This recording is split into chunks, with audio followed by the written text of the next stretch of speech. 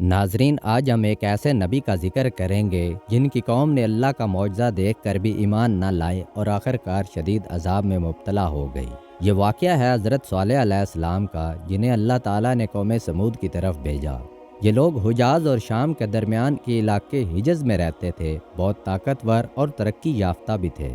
وہ پہاڑوں کو کاٹ کر گھر بناتے تھے، بڑے بڑے محل تعمیر کرتے تھے اور زراعت اور تجارت میں بہت ماہر تھے۔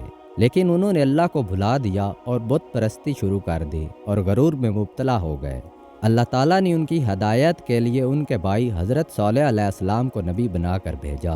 صالح علیہ السلام فرماتے ہیں، اے میری قوم، اللہ کی عبادت کرو، تمہارا کوئی معبود اس کے سوا نہیں ہے۔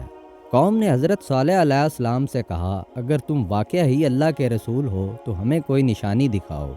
انہوں نے مطالبہ کیا کہ ایک چٹان سے ایک گابھن اونٹنی نکال کر دکھاؤ۔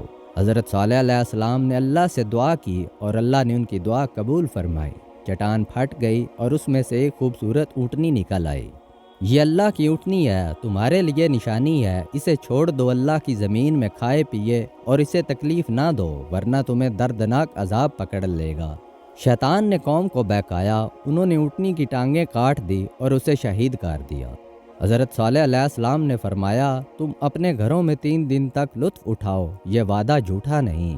3 دن بعد اللہ کا عذاب آیا، ایک شدید چیخ آئی جس سے سب کے دل پھٹ گئے۔ پھر زلزلہ آیا اور زمین لرز اٹھی، سب اوندے منہ گر گئے اور ہلاک ہو گئے۔ قرآن فرماتا ہے، تو نے صبح کے وقت چیخ نے پکڑ لیا اور جو کچھ وہ کما رہے تھے اس نے انہیں کچھ فائدہ نہ دیا۔ اس واقعے سے سبق یہ ہے کہ اللہ کی نشانیوں کا انکار کبھی معاف نہیں ہوتا۔ غرور اور معجزوں کی توہین اللہ کے غضب کو دعوت دیتی ہے۔ اللہ کے نبیوں کی بات ماننا اور توبہ کرنا ہی نجات ہے۔ اگر یہ ویڈیو پسند آئی ہے تو لائک کریں، شیئر کریں اور سبسکرائب کریں۔